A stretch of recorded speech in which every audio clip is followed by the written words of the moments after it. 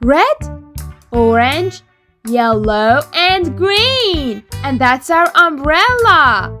Hi kids, how are you? Today we are going to draw a cute umbrella. If you like to have a colorful umbrella, then let's start and continue with me. First, take your black marker and try to draw an umbrella just like me. I like to paint my umbrella with red. This is red, like apple.